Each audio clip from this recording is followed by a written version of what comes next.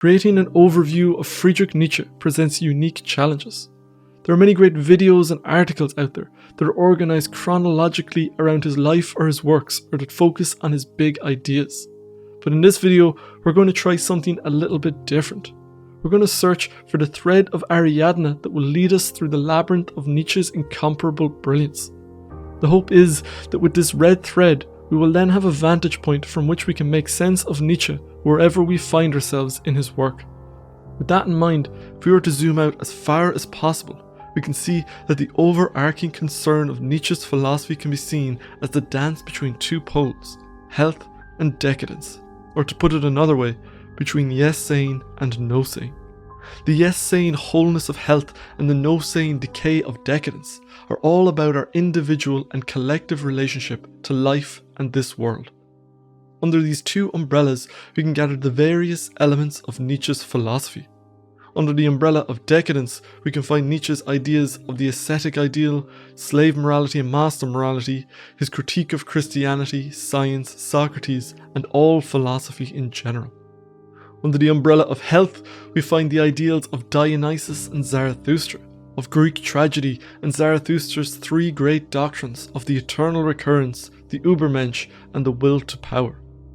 These two terms are flip sides of the same coin.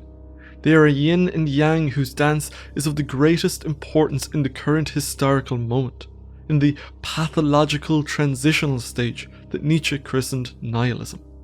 But pathological as it is, this nihilistic transitional stage we are living through is not merely a curse, but a secret blessing to those with the nerve for it. The crisis of nihilism is the central problem of Nietzsche's later philosophy.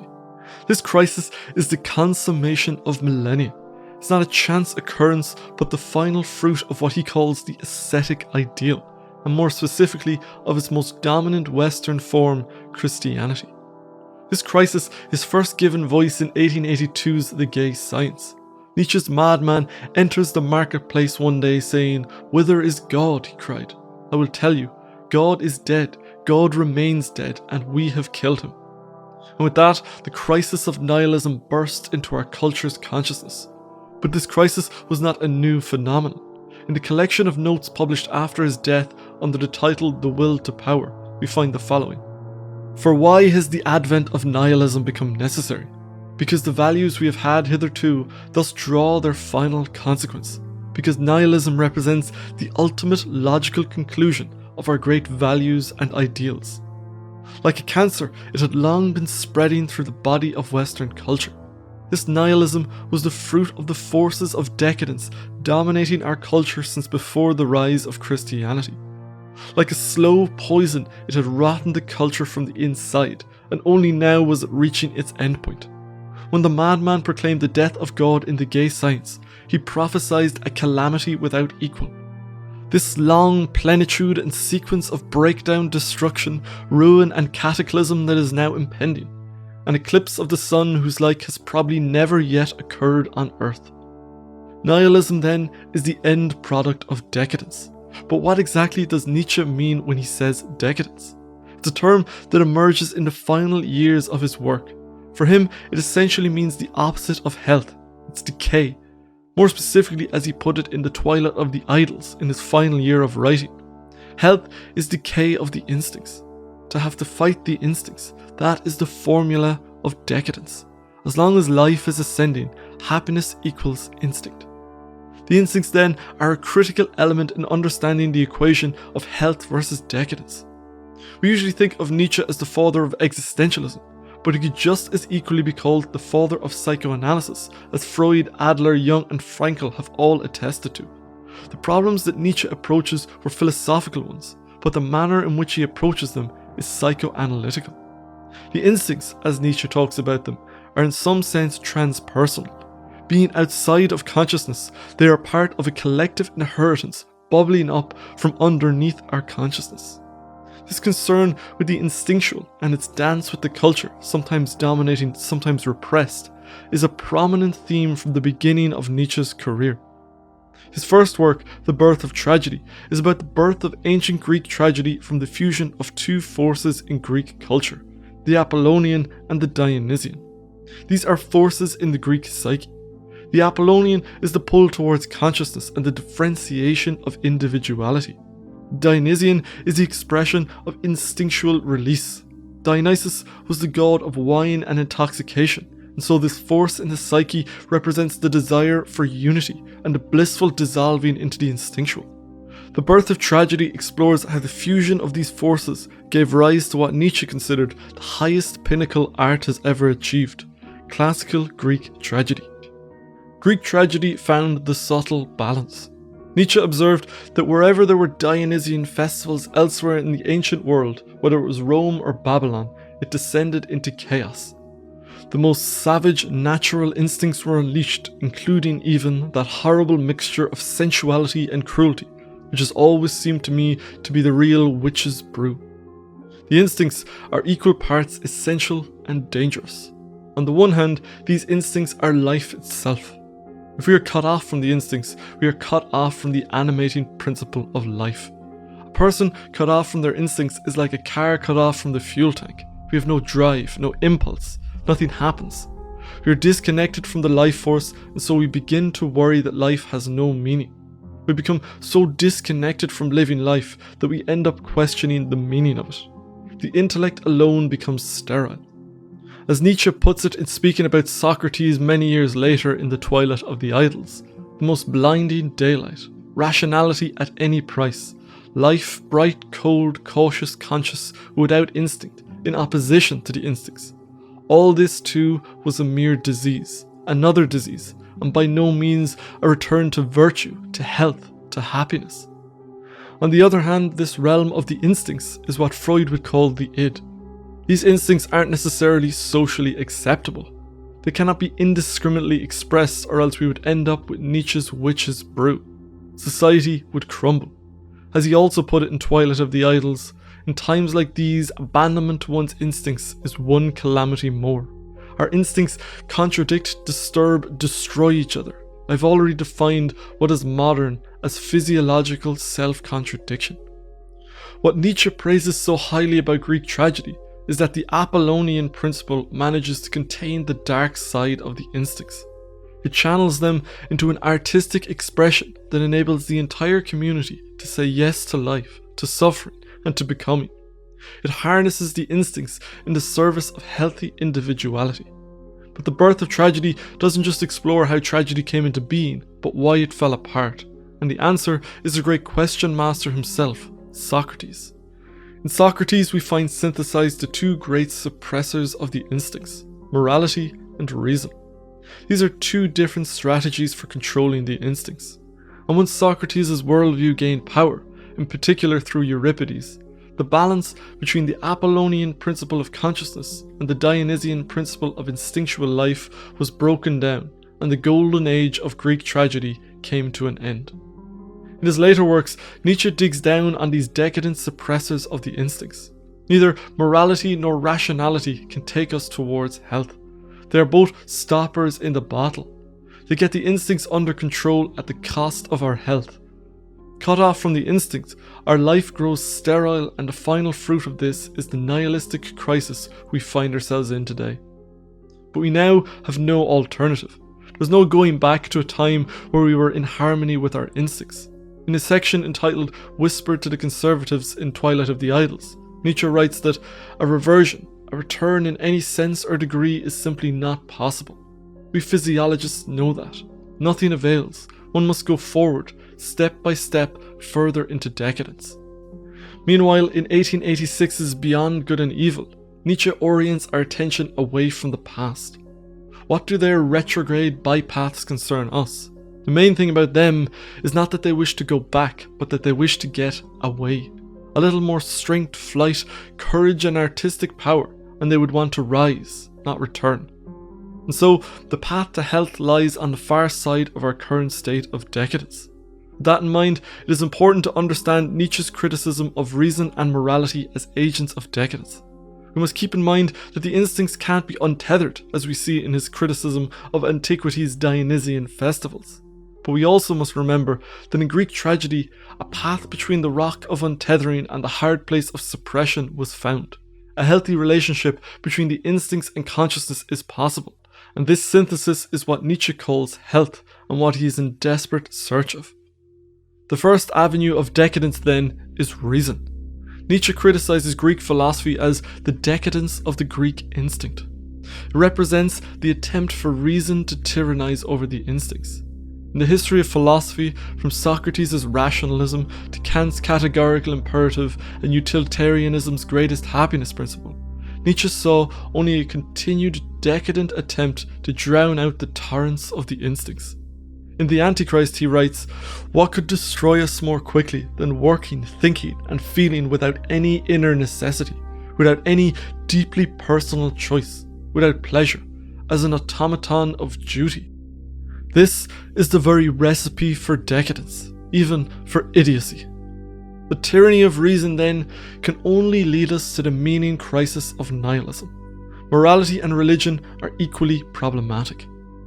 The philosophical morality of Socrates and the schools that followed him, from the Aristotelians and the Platonists to the Cynics and the Stoics, are all based on what Nietzsche calls the ascetic ideal. With Christianity, or as Nietzsche calls it, Platonism for the masses, the situation goes from bad to worse. This monstrous mode of valuation that is the ascetic ideal has produced an ascetic planet, a nook of disgruntled, arrogant and offensive creatures filled with a profound disgust at themselves, at the earth, at all life, who inflict as much pain on themselves as they possibly can out of pleasure at inflicting pain, which is probably their only pleasure. These moralities turn us against our instincts for self-interest. When the decadent hears self-interest, they can only think of selfishness. But for Nietzsche, self-interest means self-care and self-love. These are essential elements in the psyche of the healthy individual. When seriousness is deflected from the self-preservation and the enhancement of the strength of the body, that is, of life, when anemia is construed as an ideal, and contempt for the body is salvation of the soul, what else is this if not a recipe for decadence? These moralities turn us away from our instincts. The body, self-interest, even life itself are denied by these moralities. These ascetic ideals orient themselves towards another world, whether that's the hereafter of the religious or the ideologue. When the Christian condemns, slanders and besmirches the world, his instinct is the same as that which prompts the socialist worker to condemn, slander and besmirch society. The last judgment is the sweet comfort of revenge, the revolution which the socialist worker also awaits, but conceived as a little farther off. This is Nietzsche's famous slave morality, ascetic priests muttering about the evils of the flesh and the glories of the hereafter for the meek full of pity. In contrast to these lambs of God stand the powerful individuals of master morality, whose will cuts like a knife through the butter of this world, making it easy for them to affirm this life and this world without recourse to imaginary revenge in another world. The will of the weak, by contrast, is thwarted by the world. The bird of prey can love the sheep as a sort of sustenance and sport, as a reaffirmation of the bird of prey's power. But it is among the sheep that we see the emergence of slave morality. The ascetic priest speaks to the sheep of another world where all shall be judged. The evil birds of prey and any who act like them are evil, and justice will be served upon them. This world is not the real world. This suffering is a test, and while the birds of prey may seem to have it better, they will be judged harshly in the end. These are the lies that the weak have to tell themselves to reconcile themselves to this life. But this hatred of the strong, this need to place blame when we are feeling beaten back, this Nietzsche calls resentment, the specific evil of the sick. This bitter resentfulness of anger and blame is an anesthetic according to Nietzsche. The weak use it to deaden pain by means of affects. To put it in the metaphor of the lamb and the bird of prey, the lamb deals with their suffering, with their fear and their impotence, by blaming the bird of prey and revenging themselves on the bird of prey and the cruel world by way of a moral lie. This strategy of using morality to deal with the chaos of the instincts is a disaster, according to Nietzsche. He writes that the poisonous vegetation which has grown out of such decomposition poisons life itself for millennia with its fumes. The remedies of the ascetic ideal are helpful in the short term, but long term they are poisonous. They weaken the body and they weaken the will. The ascetic ideals offer help to those who are already sick, but the medicine ultimately makes the sick sicker. And so, faced with the problem then of how to reconcile ourselves to life and to the instincts, the slave morality of the philosophers and Christianity is a dead end. Having diagnosed this pervasiveness of the ascetic ideal and its various fruits including slave morality, Nietzsche contemplates possible counter-ideals. The ascetic ideal expresses a will. Where is the opposing will that might express an opposing ideal? Where is the match of this closed system of will, goal, and interpretation? Why has it not found its match? Where is the other one goal? This counter-ideal is not to be found, as many claimed even in Nietzsche's day, with science, which, as he puts it, where it is not the latest expression of the ascetic ideal, and the exceptions are too rare, noble, and atypical to refute the general proposition. Science today is a hiding place for every kind of discontent, disbelief, gnawing worm, despectio sui, bad conscience. It is the unrest of the lack of ideals, the suffering from the lack of any great love, the discontent in the face of involuntary contentment. Science is an empty room. Like Socratic rationality, it is a sterile dead end. That other darling of modernity, democracy, is also a non-starter. Nietzsche calls it the heir to Christianity, and describes it as the collective degeneration of man. This brings us to the other side of Nietzsche's philosophy. So far, we have focused on what Nietzsche wants to say no to. As he notes in the case of Wagner, this is where he dedicated most of his efforts. Nothing has preoccupied me more profoundly than the problem of decadence. This is Nietzsche's diagnosis of the illness affecting us. But now, let's look at his prescription for health. Let's talk about what Nietzsche proposes as a counter-ideal. The clue to Nietzsche's counter-ideal can be found all the way back in The Birth of Tragedy, with the idea of the Dionysian.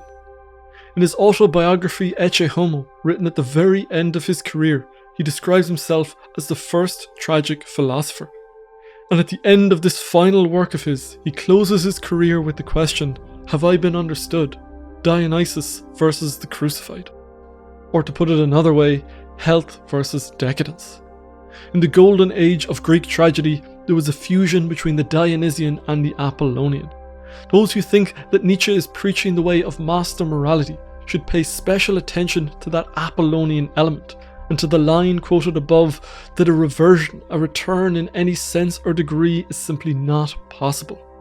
We should also reiterate that there is an immense gap for Nietzsche separating the Dionysian Greek from the Dionysian barbarian.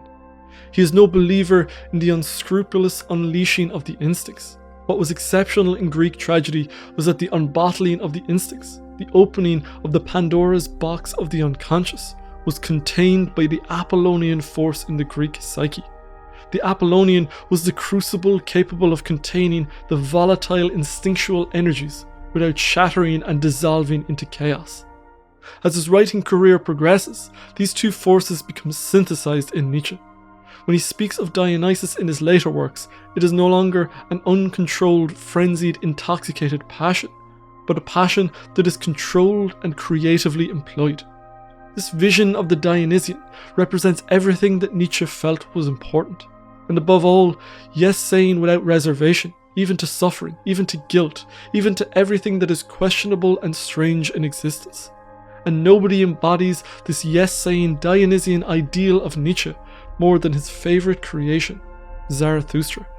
Zarathustra, the hero of Nietzsche's yes-saying work Thus Spoke Zarathustra, is the Dionysian counter-ideal that stands against the crucified one. He describes Zarathustra as the most yes-saying of all spirits. In him, all opposites are blended into a new unity, the highest and the lowest energies of human nature. What is sweetest, most frivolous, and most terrible wells forth from one fount with immortal assurance. And this yes-saying spirit has three doctrines: the Ubermensch, the Eternal Recurrence, and the will to power. Each of these doctrines affirms this world, life, and becoming in their own way. Each is another way of saying yes to life. The Eternal Recurrence Nietzsche describes as the concept of Dionysus himself. It's a simple but brutal idea. This life, as you now live it and have lived it, you will have to live once more and innumerable times more. and there will be nothing new in it, but every pain and every joy and every thought and sigh and everything unutterably small or great in your life will have to return to you, and in the same succession and sequence. How well disposed would you have to become to yourself and to life to crave nothing more fervently than this ultimate eternal confirmation and seal? This, for Nietzsche, is the highest formula of affirmation that is at all attainable. He calls it the fundamental conception of Thus Spoke Zarathustra. There is no remnant of the otherworldly lies of the ascetic ideal here. It is just this life as it is from here until eternity. The Übermensch is what we are becoming. It is the overcoming of ourselves. In the prologue to Thus Spoke Zarathustra, he writes that man is a rope tied between beast and overman, a rope over an abyss. The Ubermensch is not a no-saying spirit.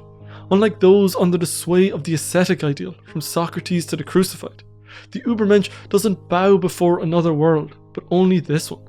Saying that the overman is the meaning of the earth, Zarathustra pleads with us to remain faithful to the earth, and do not believe those who speak to you of otherworldly hopes. Poison mixers are they, whether they know it or not. Despisers of life are they, decaying and poisoned themselves, of whom the earth is weary, so let them go. Once the sin against God was the greatest sin, but God died, and these sinners died with him. To sin against the earth now is the most dreadful thing, and to esteem the entrails of the unknowable higher than the meaning of the earth. And finally, there is the will to power. The will to power has meant a lot of different things to a lot of different people, and Nietzsche isn't exactly clear on his meaning. Scholars are divided in reading it as a psychological or a metaphysical concept. Psychologically, we can understand it as a fundamental tendency for living beings to overcome resistance in whatever goals they pursue. But metaphysically, it is a scientific hypothesis about the nature of reality itself. Nietzsche posits that this world is the will to power and nothing besides. This ambiguous nature of the will to power dovetails nicely with the concepts of the Ubermensch and the Eternal Recurrence. These three doctrines can be read as thought experiments or rhetorical flourishes, but the way Nietzsche talks about them, there seems to be more going on. Nietzsche wants to bring about a revaluation of all values. He wants a tablet of values that leads the way to health rather than decadence. And he knows that rationality alone is simply decadence. He knows that the new tablet of values must cut deeper than conscious reason. Again, it is worth remembering that Nietzsche is the father of psychoanalysis and not merely the father of existentialism or postmodernism. Nietzsche was the first great thinker concerned with the new value structure that Western culture would live by. Nihilism, as we have noted, is a pathological transitional stage, which means that it is liminal space between stable value systems. God is dead, and in his place Nietzsche sees an opportunity. We have looked at how the death of God is a catastrophe, but Nietzsche also sees it as an opportunity. He writes, "Indeed, we philosophers and free spirits feel when we hear the news that the old God is dead, as if a new dawn shone upon us. Our heart overflows with gratitude, amazement, premonitions, expectation. At long last, the horizon appears free to us again. The sea, our sea, lies open again. Perhaps there has never yet been such an open sea." And so, Nietzsche is attempting to create a healthy tablet of values. He's looking to fill the position that Christianity held in the Western psyche with a value system that affirms the earth, the body, and becoming. It's a value system that would bring about a fusion between the conscious and the instinctual, rather than a suppression of the latter by the former. Nietzsche wants to say yes to life as it is and to affirm this world, this body, and these instincts. So there is a blurring of the lines between the psychological and the metaphysical, as Nietzsche attempts to steer not just individuals, but the culture as a whole towards a new relationship with the world. The most powerful representation of this vision is Dionysus. The way forward beyond the utter collapse of meaning in the Crisis of Nihilism is via connection to the instincts. The way forward is the animation of the Dionysian, not a surrender to a hedonism, but a sublimation of passion into our lives, an affirmation of the body, of life, of everything. A fusion between intellect and instinct, an individuation that is still connected to the volcanic life force of the instincts. In these times of danger, we can afford nothing less than this greatest affirmation. After Nietzsche went mad in January 1889, he wrote a series of letters. Some of these he signed as the Crucified, and some he signed as Dionysus. When his sanity collapsed, we can see the tension of these two ideals pulling at his psyche. The same tension pulls at us today as we stand in the unresolved space of the meaning crisis. Health versus decadence, Dionysus versus the Crucified. That's everything for this episode of The Living Philosophy. I'd like to thank Shane, Croissant Eater, Abysso Feissa, David Pelabosian, and all the other patrons for their support of the channel. If you'd like to get access to weekly bonus episodes, monthly Q&As, and get your name in the credits like these fine people, then you can head over to Patreon. As ever, if you have any thoughts, insights, or feedback, I'd love to hear from you down in the comments. Otherwise, I shall see you next time. Thank you for watching.